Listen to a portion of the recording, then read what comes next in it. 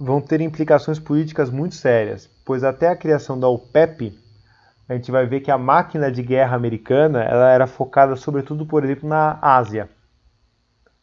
Guerra da Coreia, guerra do Vietnã, interferência no Laos, interferência no Camboja, interferência na China com o fortalecimento de Taiwan.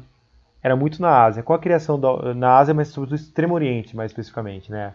Extremo Oriente, Ásia Oriental e Sudeste Asiático.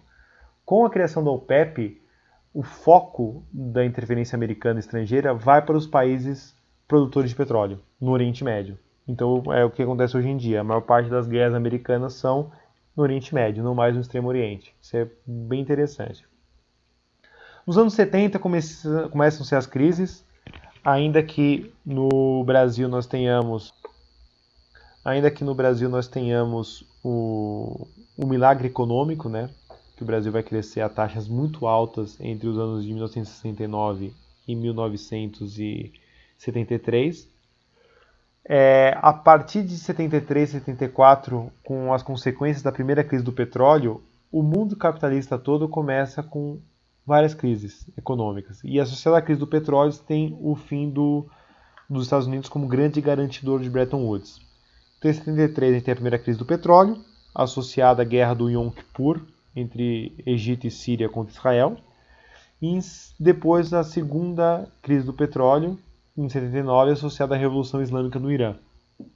Isso tudo vai deixar os Estados Unidos bastante amedrontados e gerar, nos anos 80, o que a gente chama de crise da dívida externa no mundo subdesenvolvido em geral, mas sobretudo na América Latina.